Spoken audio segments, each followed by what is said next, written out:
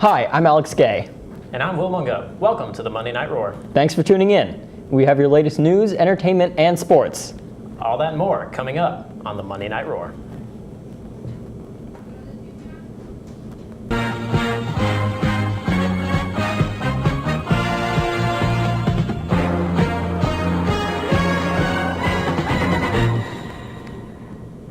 According to Clemson physicologist Donald Hagen, the fall colors should be hitting us earlier than usual this year. The cooler than usual summer this year and the recent cool weather are causing the leaves to turn earlier than normal. Keep your eyes open as you walk around campus in the coming days, and you're sure to see some spectacular displays. For those of you interested in law school and need to prepare for the LSAT, Phi Alpha Delta wants to help. Tomorrow at 5:30 p.m., Kaplan is holding an LSAT review in bracket 204. They will raffle off prizes and have other gifts for those who attend. Everyone is welcome to this Phi Alpha Delta sponsored event. The new issue of Decipher has been published. Decipher is a magazine produced by Clemson students that highlights some of the work being done in the creative inquiry programs all across campus. Some of the CIs touched on in this issue include biofuels from fungus, improving traction for wheels to be used on sand and lunar terrain, and 3D printing. This issue of Decipher is available as a PDF on the Creative Inquiry website at www.clemson.edu/CI, and print copies are available at the CI office at E201 Martin Hall. Check it out to see what some of your fellow Clemson students have been working on. If you don't have plans for this winter break, you can go on a ski trip with Clemson. The ski trip will be on the week of December 13th through the 18th. The trip includes airfare, your lift ticket, and lodging for the entire week. If you're interested, you can sign up by October 15th to get a discount rate. Visit clemson.edu/core for more information. A finalist on NBC's The Voice, Delvin Choice, and a Greenville businessman, Sam Konduros, were among nearly 24 volunteers that rappelled down from the top of the 15-story Bank of America building in Greenville yesterday. The stunt was part of an event called Over the Edge for a Brighter Tomorrow that raises money for local charities. Choice was there in support of the Greenville Family Partnership, which works to stop alcohol, drug, and tobacco use among youth, and Konduros was there representing the Cancer Society of Greenville County to raise money for patients who are unable to pay their bills. There were a number of other nonprofit organizations present, including Friends of the Greenville Zoo and Meals on Wheels of Greenville. And now here's Gabby Bates with your sports. Clemson had a huge win this weekend against the NC State Wolfpack. The final score was 41-0 with the Tigers defense holding the Wolfpack to 0 touchdowns. This was the biggest shutout Clemson has had since they beat SC State 58-0 in 2008.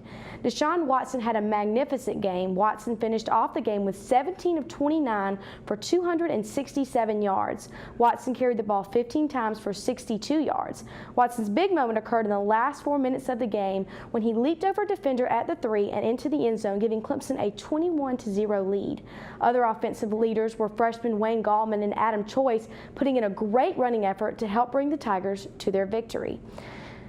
Clemson's defense also put on a great show. The defense only gave up 156 total yards and forced 3 turnovers. Clemson's Vic Beasley was able to tie Clemson's all-time sack record of 28. Beasley hit his all-time performance of the game by collecting a forced fumble and returning it for a touchdown. In all, the Clemson Tigers had an excellent game on both sides of the ball in their first shutout during the Sweeney era. Sweeney told the media, quote, "This is my first shutout as a head coach, so this is extra special for me." Well, the Gamecocks are struggling after their second loss to Kentucky this past weekend, 38-45. Carolina's quarterback Dylan Thompson threw 3 interceptions. One of those interceptions by Kentucky's defense back Alvin Dupree helped give the Wildcats the lead with only 2 minutes and 46 seconds left in the game.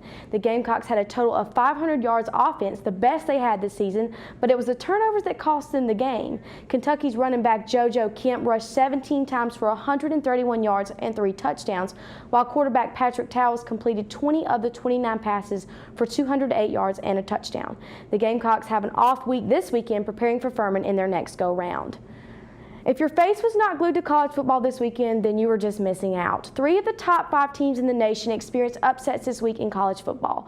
Starting off on Thursday, we had number 2 Oregon's loss to unranked Arizona. Oregon's quarterback Marcus Mariota was completely shocked after their loss to the Wildcats. The Arizona Wildcats are still undefeated after their victory against the Ducks.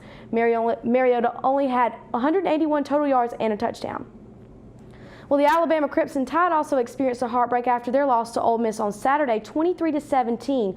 Ole Miss's quarterback Bo Wallace had a great game, completing pass after pass in the fourth, bringing Ole Miss to their victory. The Rebels trailed 17-10 in the fourth and overcame their struggle with Bo Wallace pulling a 34-yard touchdown pass to Vince Sanders with only 5 minutes and 29 seconds remaining. It was an exciting victory for the Ole Miss Rebels. Also, the number 4 ranked Oklahoma Sooners experienced their loss to TCU with many turnovers and touchdowns. TCU beat the Sooners 37-33. That's all I have for your sports. Now back to you guys. Thanks, Gabby. And now on to national news. Ultramarathoner Reza Bellucci was rescued off the coast of Florida after an attempt to run from Florida to Bermuda. How is this possible, you ask? Well, Mr. Bellucci ran in an inflatable bubble that some had described as a large hamster ball. The Coast Guard, after urging Bellucci to abandon his quest, stepped in on Saturday morning when Bellucci activated his personal locating beacon. The Coast Guard told the press that Bellucci's only supplies were protein bars, bottled water, a GPS, and a satellite phone. Bellucci, who is known for running across more than 190 countries, was running for the cause of world peace. In the latest efforts to help curb speeding, New Mexico transportation officials are hoping to create what they are calling a singing road. The Hopeful Singer is a road along Route 66 being created for a new National Geographic Channel series debuting next month. The road will use rumble strips spaced out such that a driver traveling at the speed limit will hear the tune of a song. New Mexico Transportation Secretary says that in addition to getting drivers to slow down, it will also help drowsy drivers from dozing off at the wheel. There are only a few roads like this in the world, and transportation officials hope that it will change driver behavior by rewarding them in a fun way for obeying the speed limit. American photojournalist Ashoka Mukpo is going to be the second Ebola patient to be treated at the Nebraska Medical Center's Specialized Isolation Unit. Mukpo contracted the virus while working in West Africa and has since begun his journey home for treatment. He was working for NBC in Liberia last week when he contracted the disease and is the 5th American to be evacuated to the United States for treatment since the start of the Ebola outbreak. The World Health Organization says that Ebola has killed more than 3,400 people thus far. After several crucial security failures, the Secret Service begins its search for a new director. After the incident with the knife-wielding fence jumper last month and another incident involving a security contractor not long before that, the previous director resigned from her position as head of the Secret Service. Until new director is found, a former head of Presidential Protective Division, Joseph Clancy, will act as interim director. The search for a new leader will take several months, and according to a White House spokesman, it will not be any earlier than the 15th of December. The United States Navy has unveiled new self-guided unmanned patrol boats that will be used to protect warships. These vessels will not only patrol the area around the warship, but also swarm and attack any potential threats on the water. Defense officials say that the patrol boats will be joining the U.S. Navy's fleet within next year, and that adding this new technology could potentially thwart attacks like the bombing of the USS Cole in 2000. And now let's go to John Oliver with the entertainment news. Would having dolls of your parents scare you as a kid? I think most would answer yes. Well, apparently Northwest has no problem with that. Kim Kardashian posted the image of the look-alike dolls on her Instagram page with the caption, West. The dolls were designed by Celine's Dolls in Brooklyn, New York, and cost about $200. Kanye is featured wearing a faux mink vest and leather pants, while Kim is in an animal print top and knee-length skirt, with shoes matching her husband. I guess this is a good idea so that North can continue to play with her parents even when they're not home? B.B. King is canceling his remaining U.S. tour dates due to illness. The 89-year-old legendary blues artist was diagnosed with dehydration and exhaustion while performing in Chicago on October 3rd. The singer had 8 more tour dates remaining in the U.S., and King is hoping to continue his tour after being released from the hospital. Did you happen to watch the new comedy, Mulaney? Well, if you didn't, it's a new show on Fox starring John Mulaney and Martin Short. Mulaney plays a stand-up comedian who's hired to be a writer on a game show. The show also features Nassim Pedrad and Elliot Gould. You can watch Mulaney Sundays at 9:30 p.m. Oh my gosh, I was so excited to hear that there are serious talks of a Sex and the City 3. Jennifer Hudson revealed in a radio interview that producers of the movie contacted her and a movie could be in the works very soon. Hudson played the assistant to Carrie Bradshaw in the first film and says her character might be returning to the big screen. The former 50 Shades of Grey lead actor Charlie Hunnam says it was a painful and difficult decision pulling out of the film. The actor ultimately declined on the role because he feared becoming too famous as a result of the film. Thanks, guys. Back to you. Thanks, John Oliver. Now on to world news. According to papers recently released by NASA, by the end of the decade, the agency plans to send a robotic spacecraft to retrieve an asteroid and bring it near to the Earth for closer study. The current plan is to gradually redirect an asteroid until it is in a stable orbit around the Moon. The mission is currently being called the Asteroid Redirect Mission and will host tests for new technologies that will be crucial for future human missions to Mars. Some of these technologies include better solar electric propulsion systems and near-Earth asteroid tracking systems. Has the world forgotten about Malaysian Airlines flight MH370? Australia hasn't. Australia is launching a search vessel to search in the southern Indian Ocean to look for the missing aircraft. This ship and 2 others will be conducting sonar sweeps in the area. This is being called the next step in finding the missing plane, a whole 6 months after its initial disappearance. As a busy week aboard the International Space Station last week has come to a close, the astronauts and cosmonauts of the Expedition 41 crew are preparing for a series of spacewalks. The first spacewalk is scheduled to begin around 8 a.m. tomorrow and will focus on moving an old pump module and installing a new relay assembly that will offer backup power options for the system that moves 2 of the station's external manipulators to different locations on the ISS.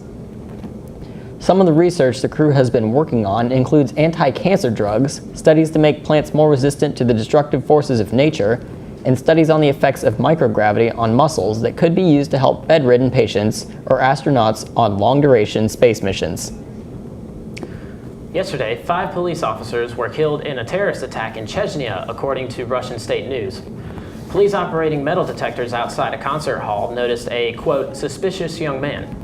When the officers attempted to inspect and identify the man, he set off a bomb that he was carrying, killing himself and 5 officers, as well as injuring 13 people and other officers. And now, let's check in with Freddie for movie news. Hello, and welcome back to Showtimes. We provide you with all the important movie news from the couch to the theater. We cover movies coming to Redbox theaters, Netflix, and Amazon Prime. Unfortunately, nothing notable is coming out to Redbox, Amazon, or Netflix. Luckily, if you missed it last week, there were a lot of good additions. On Netflix is Transformers: Age of Extinction, and on Amazon Prime you can find the 2013 remake of Carrie, the first 3 Scream movies, and Space Jam. In theaters this week, the iffy-looking Alexander and the Terrible, Horrible, No Good, Very Bad Day, which is loosely based off the children's book of the same name. Also out is The Judge, which showcases Robert Downey Jr. playing a successful lawyer visiting his estranged judge father in this family reconnection story. Last week marks the beginning of spooky, scary story season. Annabelle, the story of a possessed doll, and a well-done spin-off of The Conjuring, which stays true to what the viewers saw in Conjuring. Also out now, Gone Girl, which is garnering a lot of attention and receiving great reviews from both people who read the book and those who didn't. Also, if you hadn't caught Maze Runner, it is another successful book-to-film adaptation. Thank you for tuning in, and watch next week for more updates. Back to you. Thanks, Freddie. Earlier today, a U.S.-British scientist and a Norwegian husband and wife research team was awarded the Nobel Prize in Medicine for the discovery of the parts of our brain that act as an internal GPS. John O'Keefe is responsible for the discovery of place cells, nerve cells that activate when we're in a specific place. May Britt and Edward Moser later discovered another type of nerve cell, the grid cell, which generates a coordinate system for precise positioning and pathfinding. The place cells and grid cells work together to create a map within our brains that allow us to understand the space around us. Experts believe that these discoveries may play a role in early diagnosis of Alzheimer's, and in the future may even help to cure some of the spatial cognition loss caused by Alzheimer's. Meanwhile, in Iran, journalist Yeganeh Salehi was freed from the prison she had been detained in since July. Salehi was held in this prison with her husband, Washington Post of Tehran bureau chief Jason Rezaian, who still remains incarcerated. Authorities have given no clear information as to why Salehi and Rezaian were arrested. Human rights activists and other journalists have demanded the release of the couple. Iran has been ranked among the world's top 3 worst jailers of media workers every year since 2009, according to the Committee to Protect Journalists. In celebration of its 125th anniversary, the Eiffel Tower has been given a $38 million facelift. Some sections of the floor of the first level of the tower have been replaced by glass, allowing visitors to look straight down to the ground below. Although the first level is only about a sixth of the way up, it is still nearly 200 feet above the ground. Some visitors have described it as terrifying and having given them butterflies. And finally, let's check in with James for the weather.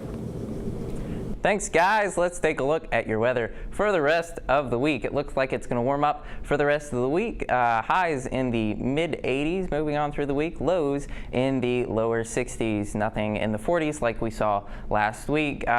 We do have a chance of rain every single day this week, so look out for that. Mostly on Friday with 60% chance of rain. Taking a look outside your window right now, it is cloudy and a balmy 66 degrees. Winds out of the south at 6 miles an hour. And humidity of 53%. It did rain a little bit tonight. Seeing that rain right up here in the Golden Corner area, but it's going to move out later on tonight, so we won't see any rain tomorrow morning. And now, in other news, Clemson has disbanded its twerking club because people were backing out. Now back to you guys. Thanks, James. That's all for tonight. Thanks for joining us, Clemson. Be sure to like our Tigervision Facebook page and follow us on Twitter. Have a great week, and remember, stay classy, Clemson.